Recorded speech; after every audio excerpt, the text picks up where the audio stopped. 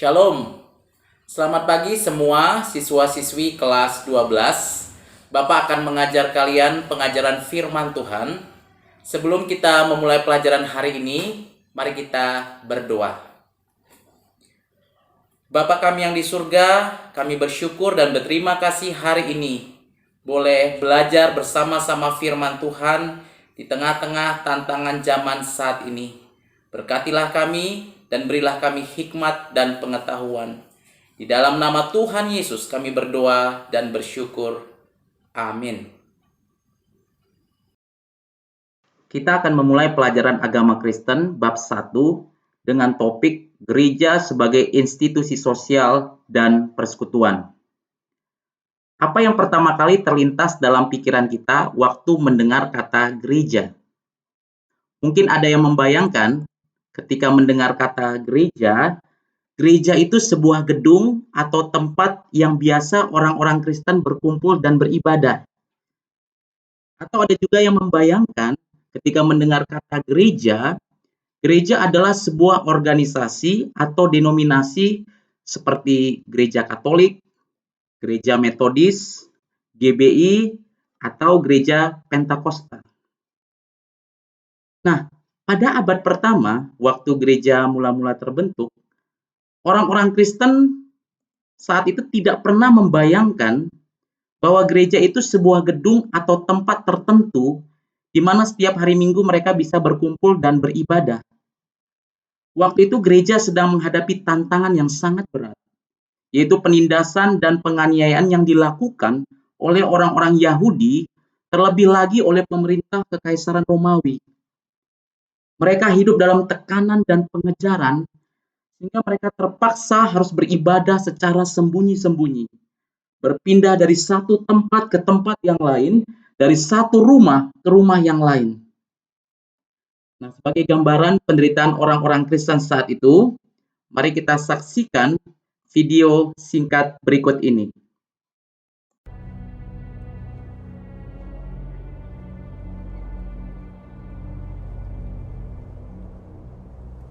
Penyebaran kekristenan yang luas di Kekaisaran Romawi dan perluasan pengaruhnya menyebabkan kepanikan di antara para penguasa di Roma. Mereka sangat takut dan membenci kekristenan. Untuk mencegah kekristenan mengambil alih posisi mereka sebagai penguasa, mereka dengan kejam menganiaya kekristenan dan membunuh banyak orang Kristen.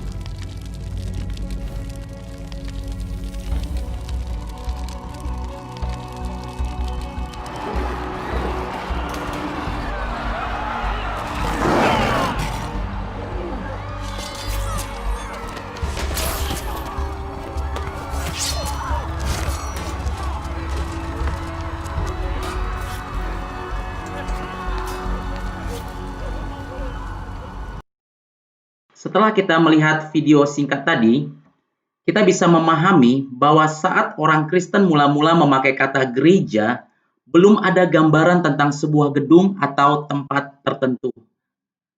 Nah, untuk memahami arti dan makna gereja yang sesungguhnya, mari kita perhatikan penjelasan berikut ini. Gereja berasal dari kata Yunani, eklesia. Kata eklesia sendiri terdiri dari dua kata, yaitu ek yang artinya keluar, dan kaleo yang artinya dipanggil. Jadi eklesia berarti dipanggil keluar.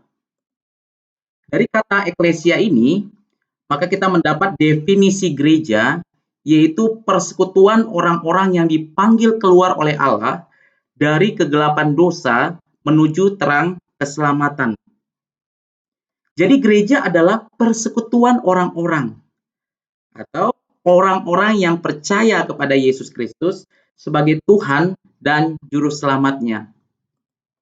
Seorang teolog dari Inggris yang bernama John Stott memahami gereja sebagai suatu komunitas baru milik Allah dan bahwa Kristus mati bagi manusia bukan hanya untuk membebaskan manusia dari segala dosa, melainkan juga untuk menguduskan mereka bagi dirinya, suatu umat kepunyaannya, people of God, yang tekun berbuat baik.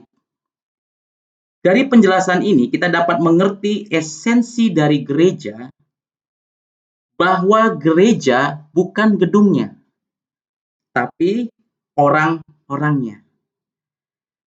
Sekarang kita akan pelajari awal terbentuknya gereja pertama kali. Gereja pertama kali lahir dan terbentuk di kota Yerusalem pada hari Pentakosta. Hari Pentakosta adalah 50 hari setelah Yesus bangkit atau 10 hari setelah Tuhan Yesus naik ke surga. Nah, saat hari Pentakosta itu, Roh Kudus turun di atas kepala murid-murid Yesus dalam bentuk lidah api.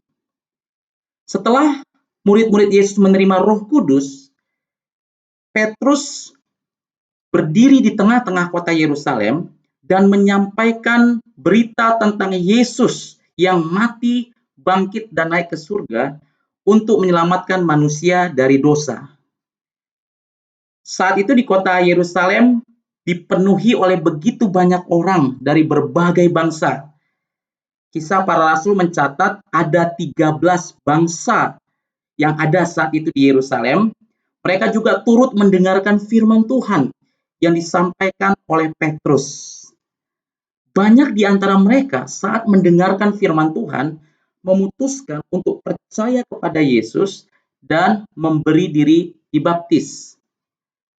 Dalam Kisah Para Rasul pasal 2 ayat 41, di situ tertulis, orang-orang yang menerima perkataannya itu memberi diri dibaptis, dan pada hari itu jumlah mereka bertambah kira-kira 3.000 jiwa.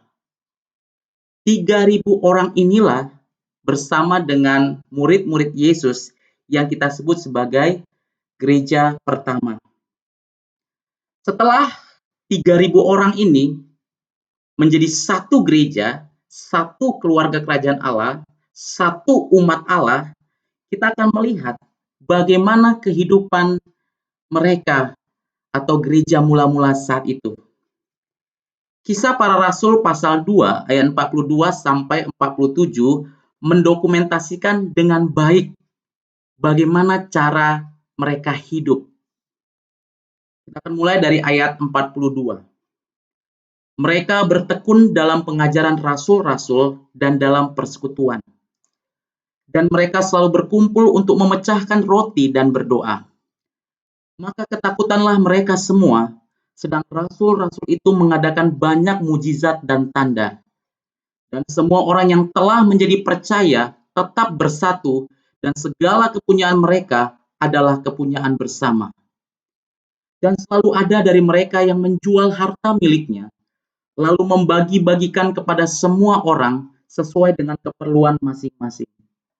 Dengan bertekun dan dengan sehati mereka berkumpul tiap-tiap hari dalam bait Allah. Mereka memecahkan roti di rumah masing-masing secara bergilir dan makan bersama-sama dengan gembira dan dengan tulus hati sambil memuji Allah. Dan mereka disukai semua orang. Dan tiap-tiap hari Tuhan menambah jumlah mereka dengan orang yang diselamatkan. Para ahli Alkitab memakai kehidupan gereja mula-mula ini sebagai ciri-ciri gereja yang hidup atau ciri-ciri gereja yang sejati. Apa saja itu? Yang pertama, gereja yang hidup adalah gereja yang belajar, didaskalia. Yang kedua, gereja yang hidup adalah gereja yang mengasihi atau saling melayani satu dengan lainnya, diakonia.